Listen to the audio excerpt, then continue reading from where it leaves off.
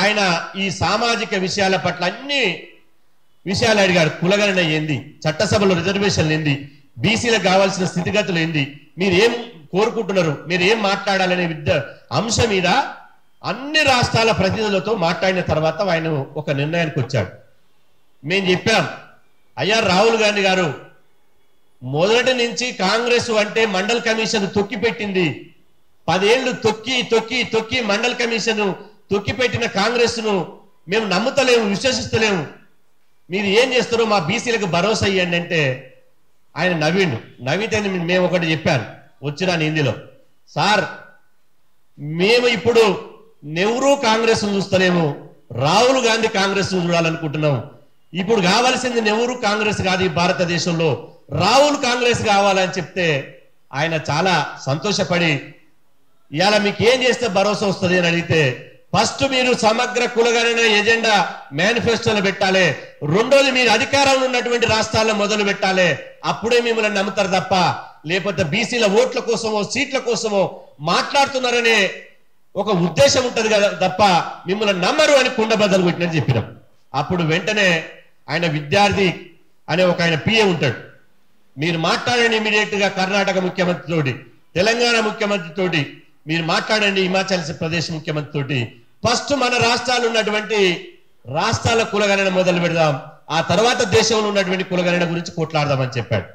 ఆ రోజు రాహుల్ గాంధీ గారు స్పష్టంగా చెప్పిన తర్వాత మేము ఢిల్లీకి వెళ్ళి వచ్చినాక నేరుగా పోయి రేవంత్ రెడ్డి గారిని కలిసినాం. చెప్పాం, అన్న రాహుల్ గాంధీ గారిని కలిసాం, చాలా సానుకూలంగా ఉన్నాడు, మీరు రెండోసారి భారత్ జోడో యాత్ర స్టార్ట్ చేసిన సందర్భంగా దయచేసి ఫస్ట్ అనుకునేది సంక్రాంతి రోజు జనవరి 13వ తారీఖు నాడు కలిసినాం. ఆయన వెంటనే సీన్ బై ఢిల్లీకి వెళ్ళి సమాచారం వచ్చింది, ప్రాసెస్ స్టార్ట్ చేస్తామని చెప్పి రేవంత్ రెడ్డి గారు మా ముందరనే చెప్పడం జరిగింది.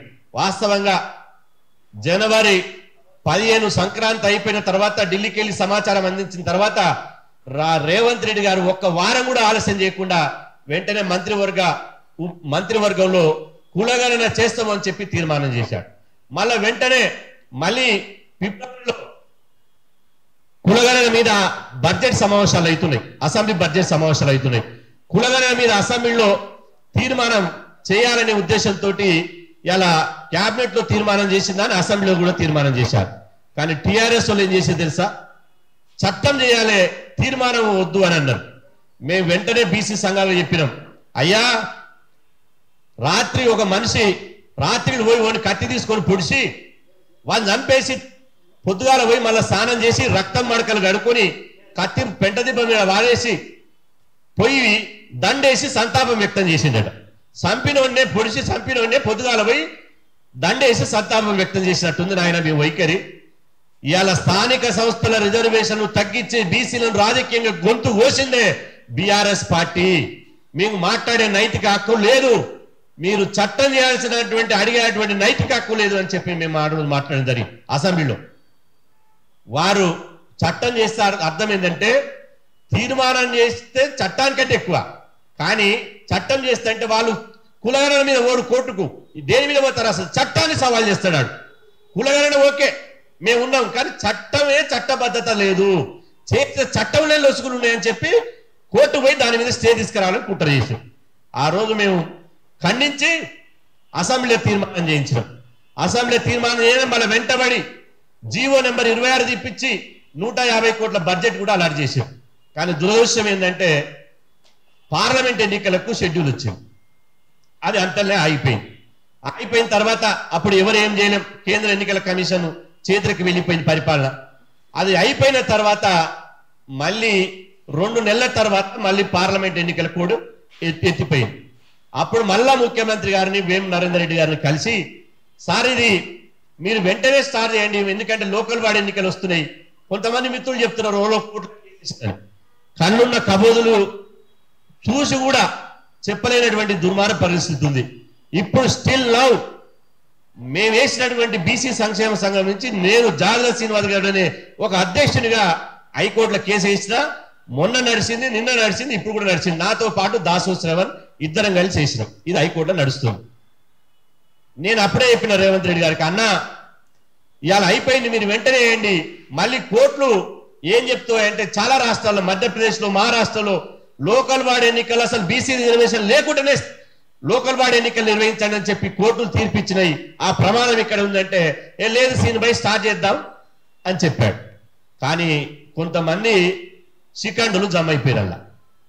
రేవంత్ రెడ్డి చుట్టూ శిఖండులు జమ అయిపోయి ఎన్నికల మేనిఫెస్టో అంటే మనకేమైనా గ్రంథమానే 42% మనం చేయలేం, ఇది స్కిప్ చేయండి, 42% రిజర్వేషన్ అనేది బీసీలకు ఇవ్వలేము, ఇది స్కిప్ చేయండి అని చెప్పి ఆయన పక్క పెట్టి కూర్చున్నటువంటి అనాధికారికంగా కూర్చున్న వాళ్ళంతా చెప్పేసి ఆయనకి ఏమైందో ఏమో.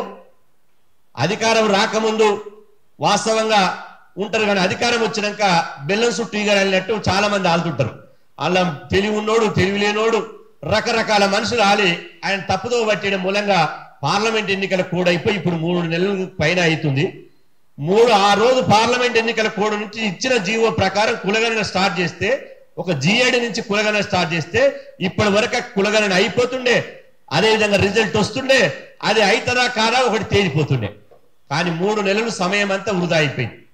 ఇప్పుడు కులగణన అంశం అనేది ఇక్కడ నేను మొన్న చెప్తున్నా ఇప్పుడు చెప్తున్నా, కులగణన చేయడమో చేయకపోవడం మూలంగా బీసీలకు ఒరిగిపోయే నష్టం ఏమీ లేదు.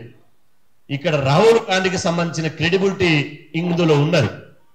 రేపు రాహుల్ గాంధీ ఇప్పటికే ప్రశాంత్ కిషోర్ అనేట ఆయన ఢిల్లీలో ఒక ప్రెస్ మీట్ పెట్టి రాహుల్ గాంధీ గారు మీకు థియరీ తప్ప ప్రాక్టికల్ లేదు, మీకు థియరీ తప్ప ప్రాక్టికల్ లేదు, ఒకవేళ నువ్వు ప్రాక్టికల్ కనుక మీకు ఉంటే నువ్వు ఉన్నటువంటి రాష్ట్రాలు ఎందుకు కులగణన ఇప్పటి వరకు స్టార్ట్ చేయలేదు, సామాజిక న్యాయం ఎందుకు నీ అధికారం ఉన్నటువంటి రాష్ట్రాల్లో సామాజిక న్యాయం ఎందుకు అమలు చేయడం లేదని చెప్పి ప్రశాంత్ కిషోర్ మాట్లాడిండ్రు. ఇవాళ రేపు జాతీయ స్థాయిలో అందరూ మాట్లాడతారు, నేషనల్ మీడియా క్వశ్చన్ చేస్తుంది. ఇప్పటికే వేల లక్షల లెటర్ రాహుల్ గాంధీకి పంపించడం. కులగణన అనే అంశాన్ని రాహుల్ గాంధీ గారు ఒక ఎజెండాగా పెట్టుకుంటే ఇక్కడ రాష్ట్ర ప్రభుత్వం కులగణన చేయకపోతే మీరు రాహుల్ గాంధీ మాటకు విలువ ఇచ్చినట్ట, రాహుల్ గాంధీ క్యారెక్టర్ ను రాహుల్ గాంధీ యొక్క రాజకీయ మైలేజ్ ను దించినట్ట ఒకసారి రేవంత్ రెడ్డి గారు ఆలోచించాలని చెప్పి ఈ వేదిక ద్వారా నేను విజ్ఞప్తి చేస్తున్నా. ఎందుకంటే కడుపు కాలినోనికే ఆకలి విలువ తెలుస్తుంది, కడుపు గాలిలోనికే ఆకలి విలువ తెలుస్తుంది, కడుపు నిన్నోనికి బిర్యానీ తిన్నోనికి ఆకలి విలువ తెలియదు. ఇవాళ రేవంత్ రెడ్డి గారికి ఇప్పటికైనా ప్రొఫెసర్ కోదండరామ్ సార్ ఉన్నారు, నాకు తెలిసి వారు మన బయట చెప్పాడు, లోపల ఏం చెప్పాలో అది చెప్తాడు. కానీ వారు సార్ మాటలు వింటే అంత కరెక్ట్ నడుస్తుంది.